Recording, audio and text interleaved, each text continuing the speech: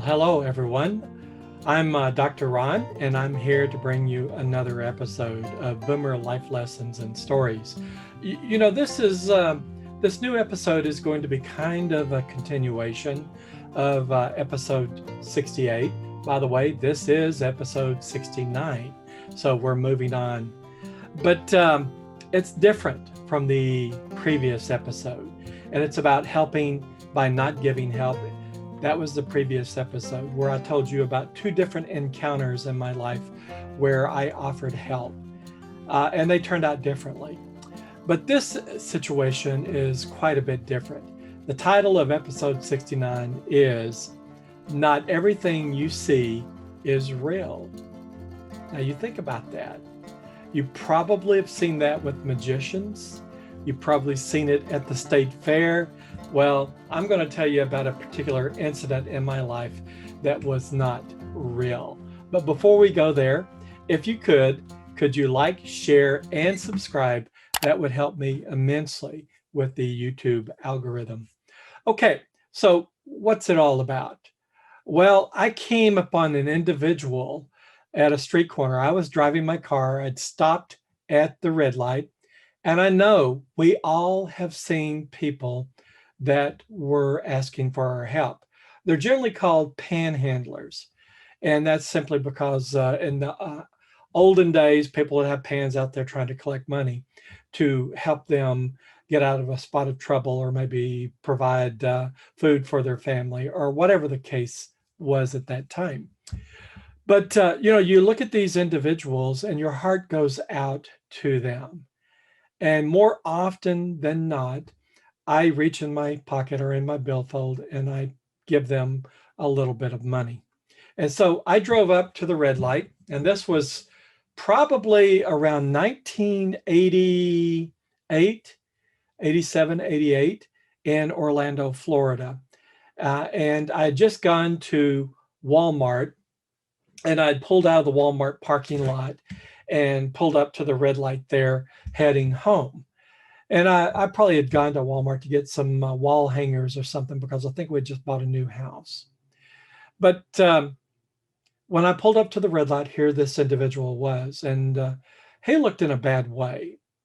He was leaned up on a crutch and was there looking like he was so out of place. He was so downtrodden, and he had the sign. And the sign said, "Please help Vietnam vet." Okay. Now, of course, my heart does go out to all the men and women who serve this great country of ours in wars and in times of conflict. And they risk life and limb so that we might live free. So there's nothing we shouldn't want. How can I say this? There's nothing that should be left undone in helping the veterans, right? But this individual had some things that were going against him. And I'll tell you right up front, I did not provide him any help. And it wasn't because I looked up and down at him and judged him, but it was because of something else that had occurred earlier. So what was going on? Well, you see, it so happened that as I was driving up to Walmart that morning, I saw this gentleman on a bike carrying a crutch. And I thought to myself, how odd, somebody riding a bicycle carrying a crutch. And that's one of those moments that sticks in your mind because oftentimes or not, you might zip by somebody that's riding a bike and not paying any attention other than making sure you were driving far enough away that they were safe and you were safe, right? But in this particular case, it was an odd enough scenario that I remembered it and still do quite strikingly. The gentleman had kind of long hair, mustache, riding his bicycle, carrying a crutch. So you kind of put two and two together and know exactly what happened. I went into Walmart, did my business, came out, got into my car, and I drove up to that stop light that I told you about. And there he stood or leaned upon a crutch with a sign written on a piece of cardboard stating he was a Vietnam veteran and he was in dire need and needed help. And he was looking for handouts.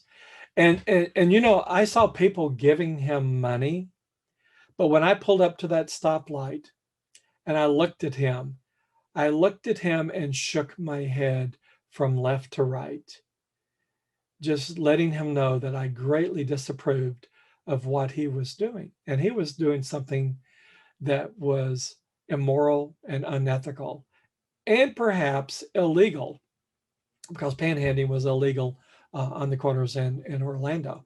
But above all that, he was perpetrating fraud. He was portraying himself as something that he was not.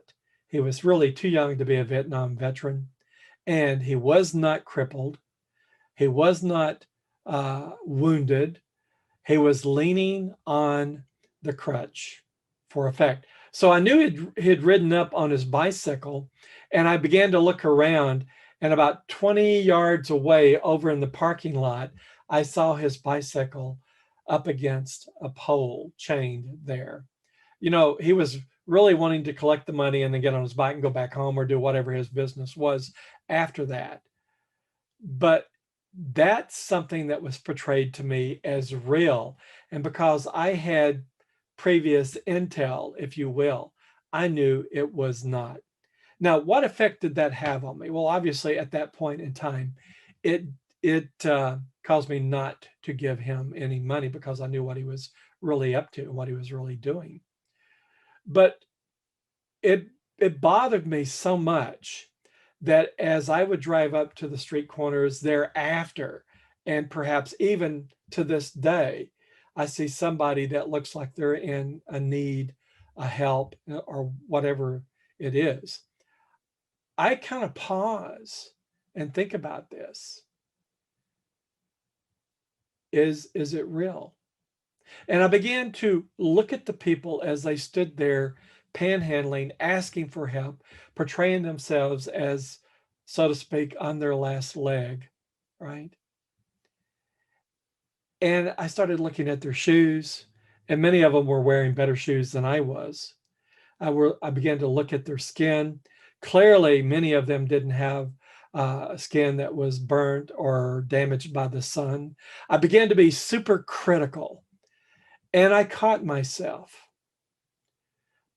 And it bothered me so much that I stopped being as charitable as I once was. So I knew a pastor friend, and I went to him and I just said, hey, you know, something's on my mind. I would like to get your thoughts on it. And I said, you know, here's what happened with the guy on the bicycle carrying the crutch, and then what he was doing when I saw him later. And I said, now I am so skeptical of everybody I see out on the street corner that it's hard for me to reach in my pocket and perhaps give them a little change or a little money for food or to help. And he said something so profound to me that it helped and I understood.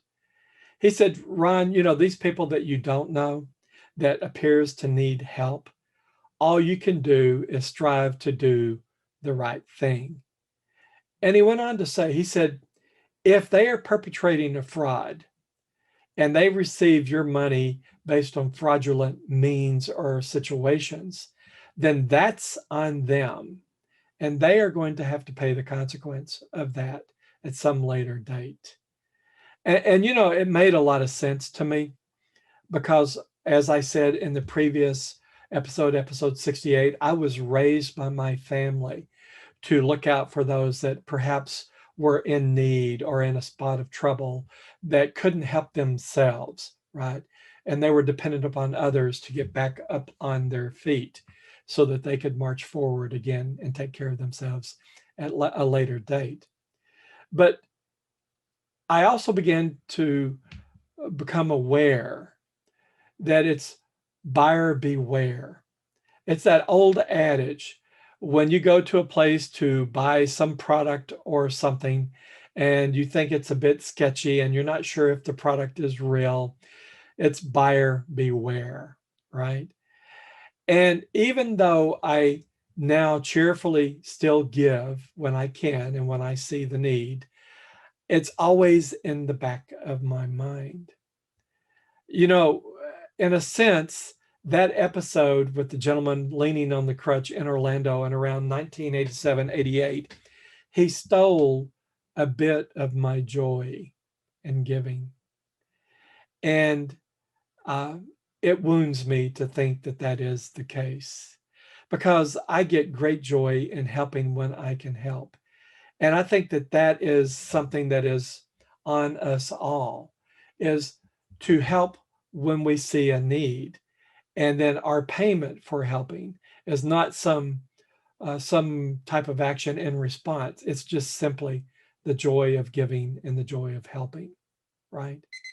But with that, you have to think to yourself, how critical is it to be aware at all times when you're about to take some action that would be helpful?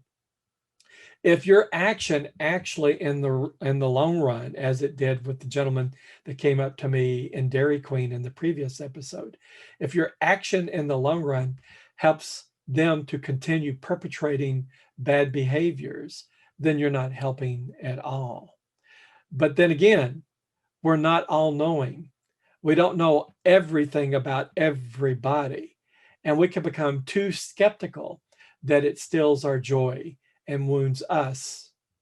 So what do? We look at the need and we fill the need, unless information comes about that makes us more aware of the truth of the matter. I hope you found that interesting. And I hope that you never encounter something like that.